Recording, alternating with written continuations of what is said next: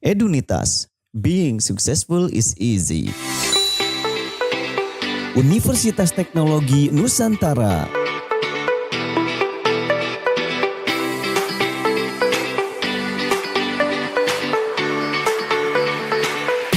Berlokasi di Jalan Kedung Halang Pemda, Pangkalan 2 nomor 66, RT 1 RW 2 Kedung Halang, Kecamatan Bogor Utara, Kota Bogor, Jawa Barat 16158. Visi dan misi Universitas Teknologi Nusantara.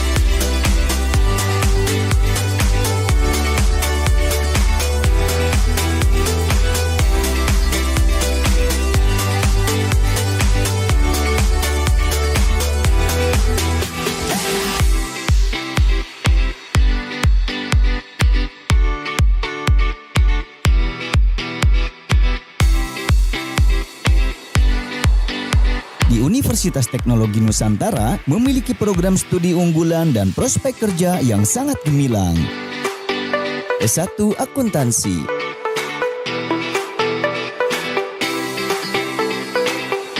S1 Biologi,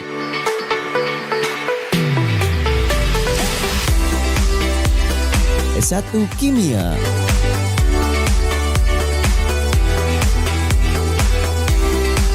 S1 Manajemen,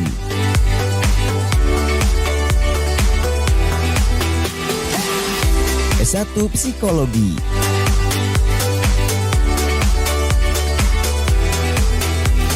S1 Teknik Elektro,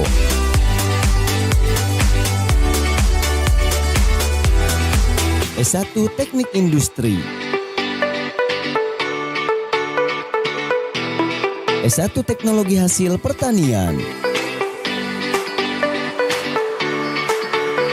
Di Universitas Teknologi Nusantara menyelenggarakan program perkuliahan karyawan atau P2K untuk mengakomodir para pekerja, karyawan, dan masyarakat luas untuk meningkatkan jenjang pendidikan serta jenjang karir. Menjadi solusi bagi kamu yang jadwal kerjanya shift, sibuk tidak memiliki waktu luang, serta biaya kuliah yang sangat terjangkau, bisa meningkatkan jenjang pendidikan dan karir. Di Universitas Teknologi Nusantara memiliki fasilitas yang lengkap untuk menunjang perkuliahan. Gedung kampus terpadu,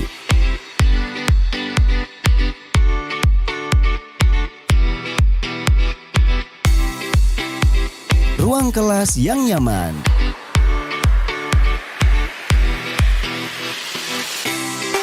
ruang praktik laboratorium teknik elektro dan teknik industri,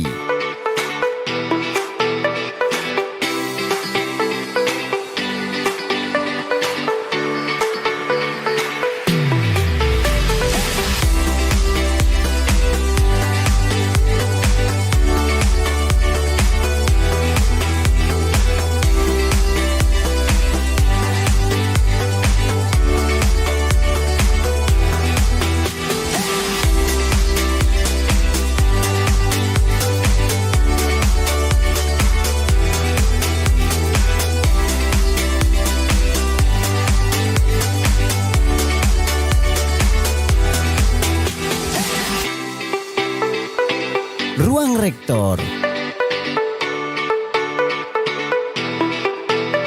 ruang wakil rektor dan dekan, ruang tamu,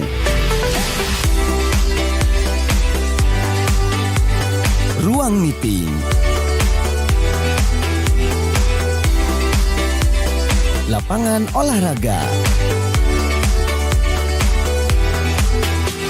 ruang sekretariat akademik,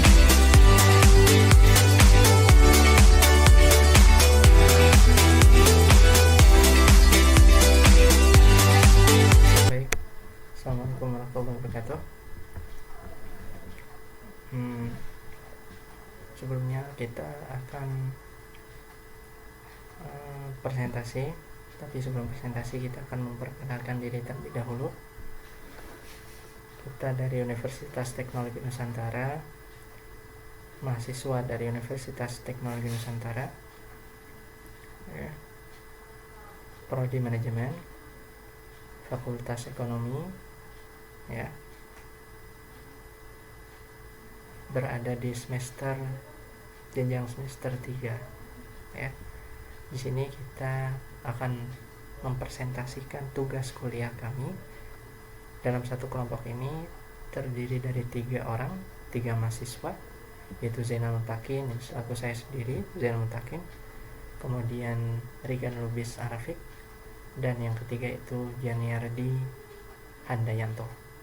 Dan selaku dosen pelempuh adalah Bapak Agung Tri Putranto STMM ya.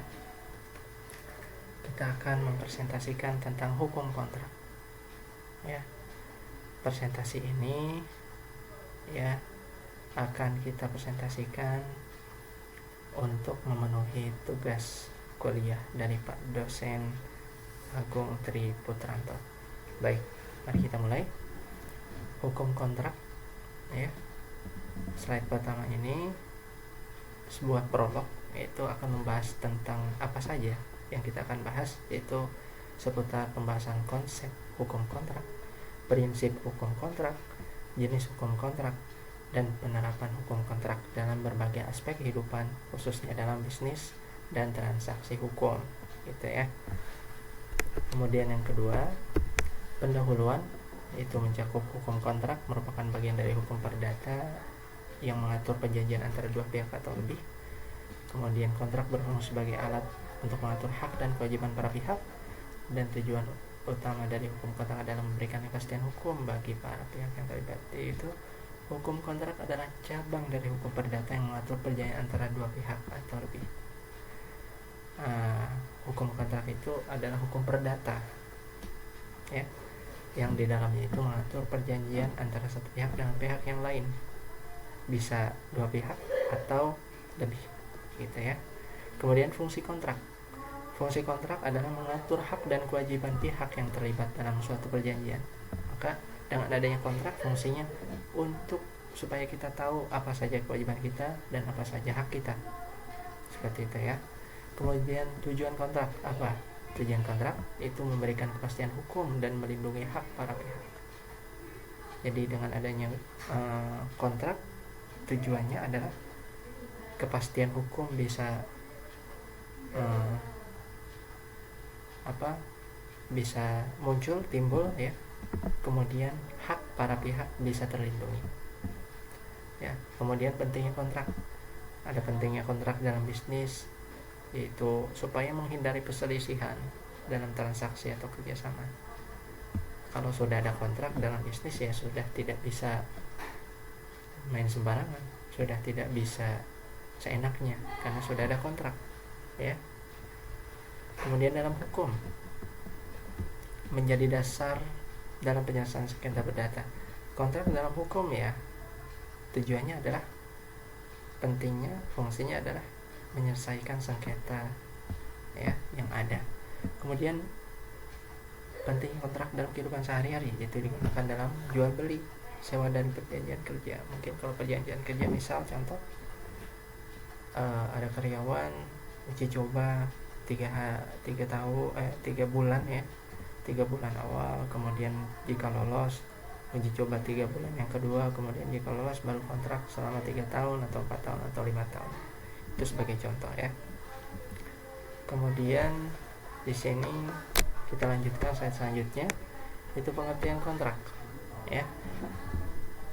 Kontrak adalah kesepakatan yang dibuat oleh dua pihak atau lebih ya, mengikat secara hukum.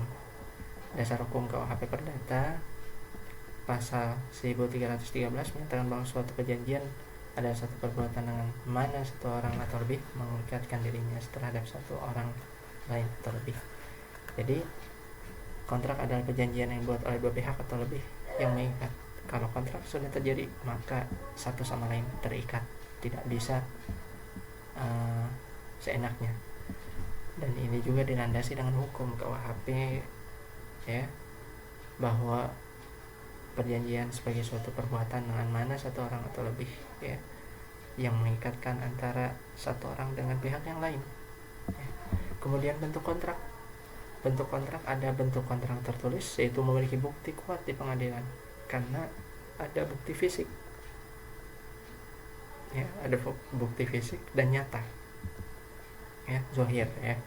Kemudian ada bentuk kontrak lisan, sah jika memenuhi unsur-unsur hukum kontrak, tetapi sulit dibuktikan. Kenapa? Karena masih abstrak, hanya sebatas suara saja. Ya. Kemudian ada konsekuensi hukum, yaitu kontrak bersifat mengikat dan dapat menimbulkan sanksi hukum jika tidak dipenuhi. Ya, konsekuensi hukumnya kalau seandainya sudah ada kontrak, jika ada yang melanggar maka ada sanksi hukum ditegakkan di situ bagi para pelanggar kontrak.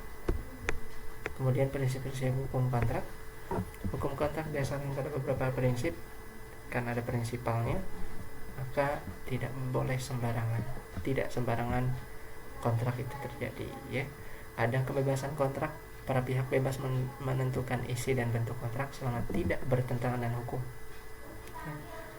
Jadi kalau bertentangan dengan hukum kontrak tersebut, maka secara otomatis batal kontrak tersebut, ya.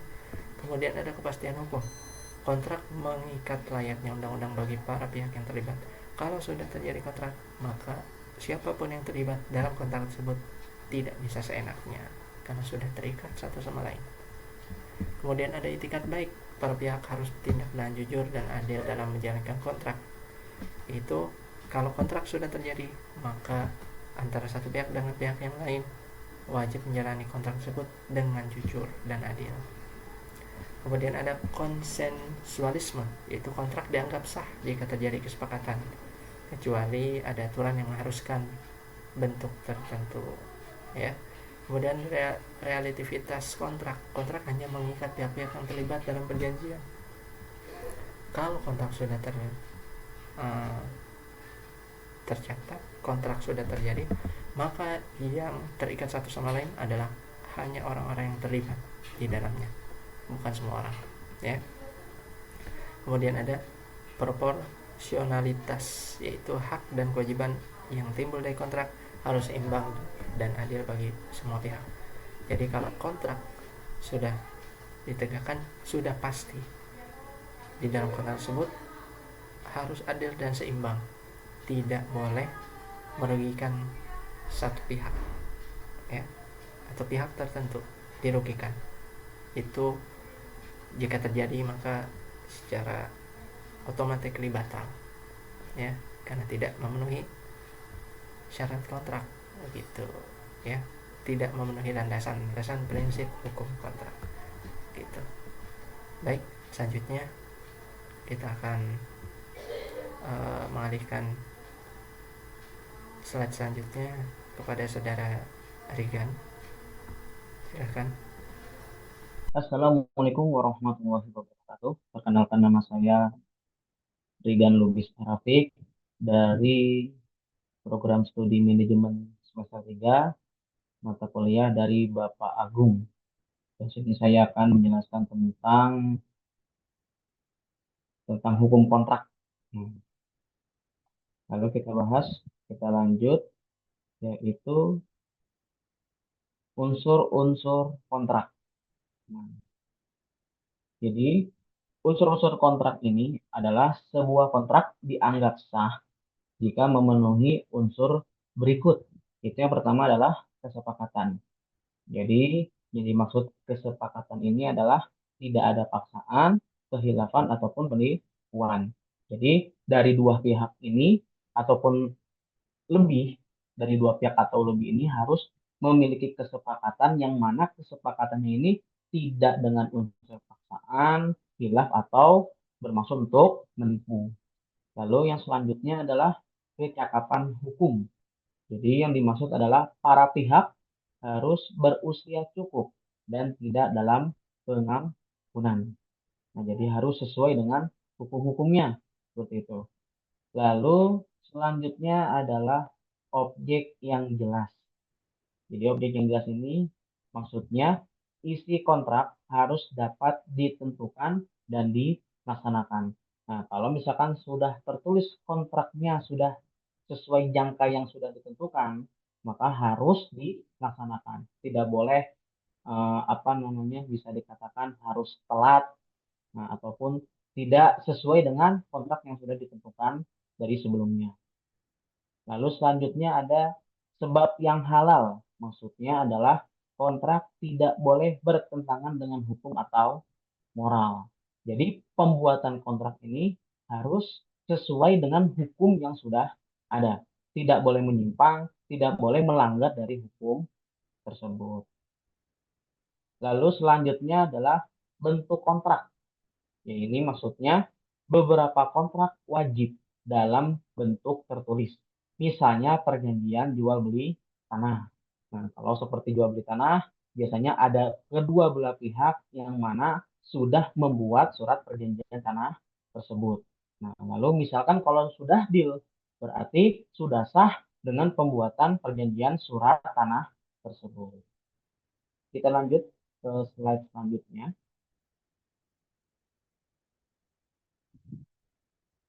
Jenis-jenis kontrak. Jadi kontrak dapat diklasifikasikan berdasarkan berbagai aspek. Antara lain, yang pertama adalah berdasarkan bentuk. Di sini ada dua macam. Yang pertama adalah kontrak tertulis dan juga kontrak lisan. Kita bahas kontrak tertulis, yaitu dapat menjadi alat bukti kuat dalam hukum. Nah, kalau misalkan kontrak tertulis, berarti dalam tulisan tersebut ataupun dalam di surat perjanjian yang tertulis itu sudah menjadi bukti yang kuat, nah, untuk dilanjutkan ke ranah yang hukum. Lalu adalah kontrak lisan. Jadi kontrak lisan ini sulit dibuktikan jika terjadi sengketa. Nah, jadi di kontrak lisan ini banyak yang terjadi terutama di negara Indonesia ini. Seperti contoh eh, perebutan lahan. Nah, dengan alasan pihak sebelah sudah mempunyai suratnya, sedangkan si pihak yang pemilik tanah tersebut dia pun punya tanah yang surat yang asli juga. Nah, jadi kontrak lisan ini sangat sulit untuk diselesaikan. Lalu berdasarkan pengaturan hukum. Yang pertama, kontrak bernama, yaitu diatur secara eksplisit dalam KUH Perdata. Nah, lalu yang kedua, kontrak tidak bernama, yaitu dibentuk sesuai kebutuhan tanpa regulasi spesifik. Nah, jadi dua perbedaan ini ya tidak bisa disamakan. Lalu yang ketiga yaitu berdasarkan tujuan. Ada dua bagian. Yang pertama, kontrak komersial, yaitu digunakan dalam bisnis. Lalu yang kedua, kontrak perdata, yaitu mengatur kepentingan individu. Nah, biasanya kalau individu ini pribadi saja biasanya. Kalau komersial ini biasanya bisnis dengan bisnis dengan perusahaan-perusahaan yang lainnya juga. Jadi tidak hanya individu saja. Lanjut, berdasarkan sifat kewajiban, yaitu ada kontrak sepihak dan kontrak timbal balik. Kontrak sepihak yaitu hanya satu pihak yang berkewajiban, sedangkan kontrak timbal balik yaitu semua pihak memiliki kewajiban. Lalu berdasarkan cakupan wilayah, yaitu yang pertama adalah kontrak nasional, yaitu berlaku dalam satu yurisdiksi. Lalu yang kedua, kontrak internasional, yaitu melibatkan hukum lebih dari satu negara. Yang nasional biasanya hanya berlaku di satu negara itu saja. Tapi kalau internasional, ini melibatkan hukum lebih dari satu negara. Kita lanjut ke slide selanjutnya.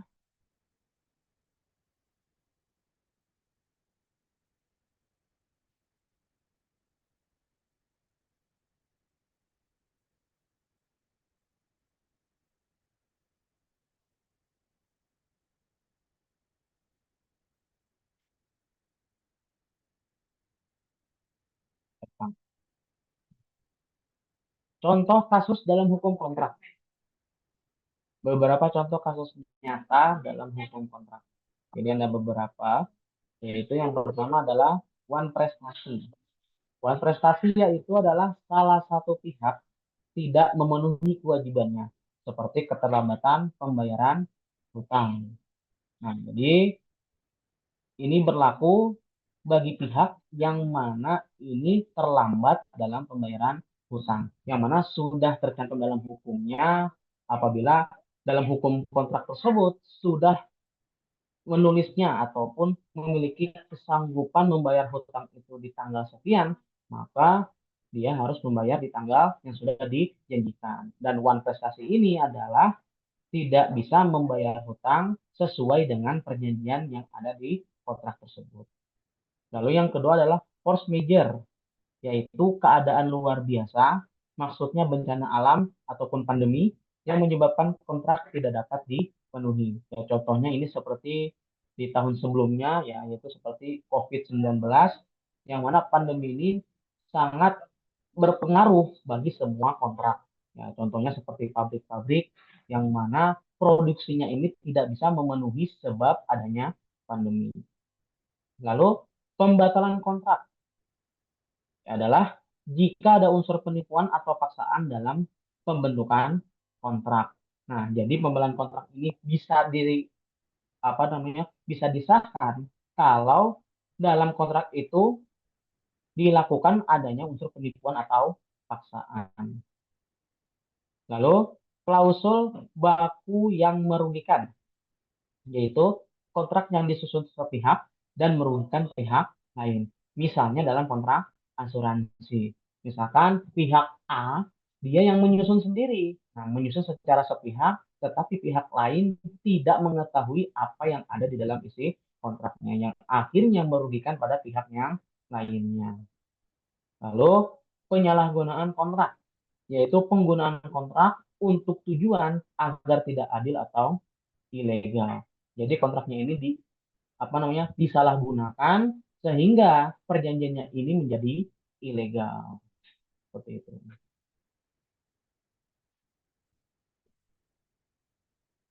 Lanjut di slide selanjutnya. Ini sampai yang ini apa masih terus kan yang saya?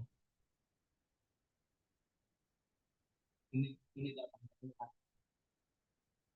Siap. Baik, slide selanjutnya penyelesaian sengketa kontrak. Nah, jika terjadi sengketa dalam pelaksanaan kontrak, penyelesaiannya dapat dilakukan dengan cara yang pertama, negosiasi. Jadi negosiasi ini diskusi langsung antara pihak untuk mencapai solusi damai. Nah, misalkan ada kontrak sengketa yang mana dari dua pihak ini belum masih masih rumit. Nah, dalam penyelesaian sengketanya, maka harus dilakukan dengan cara negosiasinya. Tujuannya agar mencari solusi yang tepat. Nah, gimana caranya antara dua pihak ini bisa saling menerima dan bisa saling sepakat. Nah, lalu yang kedua yaitu mediasi. Nah, mediasi ini melibatkan pihak ketiga netral untuk membantu mencari solusi yang menguntungkan semua pihak. Kalau yang pertama tadi negosiasi ini belum bisa dilaksanakan, maka diupayakan melakukan mediasi, yaitu mencari atau melibatkan pihak ketiga yang tujuannya untuk mencari solusi yang akhirnya dalam dua pihak ini bisa sama-sama mendapat keuntungan seperti itu. Lalu arbitrase, yaitu penyelesaian sengketa melalui lembaga arbitrase dengan putusan yang meningkat. Lalu pengadilan. Pengadilan yaitu penyelesaian melalui jalur hukum tidak ditemukan solusi lain. Nah, jadi kalau dari ketiga tadi, negosiasi, mediasi, ataupun arbitrase ini belum menemui kesepakatan, maka lanjutlah kesepakatannya di pengadilan. Lalu dicari penyelesaiannya melalui sesuai jalur hukum apabila tidak ditemukan solusinya.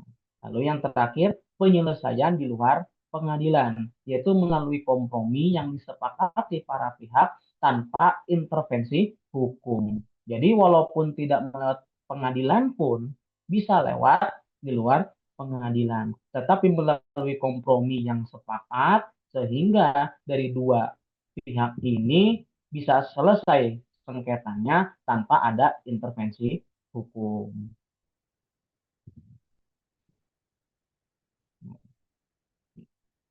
Mungkin cukup.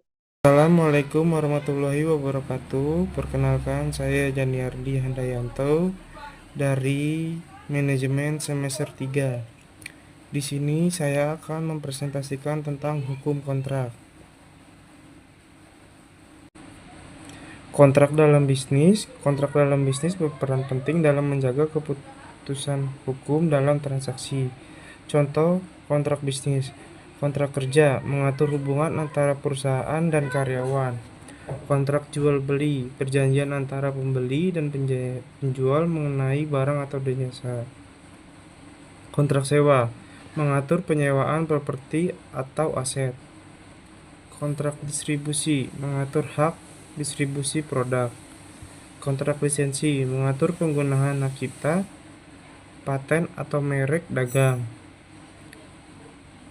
Risiko dalam kontrak bisnis. Jika kontrak disusun tanpa perencanaan matang dapat menyebabkan kerugian dan sengketa hukum. Selanjutnya, risiko dalam kontrak. Terdapat beberapa risiko utama dalam kontrak yang harus diwaspadai, yaitu kontrastasi, ketidaksesuaian pelaksanaan kontrak dengan kesepakatan awal. Klausula merugikan, kontrak yang berat dalam menguntungkan satu pihak saja. Sengketa hukum, perbedaan penafsiran kontrak yang berujung pada konflik. Ketidakpastian hukum, kontrak yang dibuat tanpa mempertimbangkan aspek hukum yang berlaku dapat dianggap tidak sah. Terakhir itu kesimpulan. Hukum kontrak berperan dalam menjamin kepastian hukum dalam perjanjian. Prinsip dan unsur kontrak harus dipahami dan agar perjanjian dan dapat dipertanggungjawabkan. Penyelesaian sengketa kontrak dapat dilakukan melalui jalur damai atau hukum. Dalam bisnis, kontrak menjadi alat penting untuk menghindari konflik dan menjamin kepastian transaksi. Sekian dan terima kasih. Assalamualaikum warahmatullahi wabarakatuh.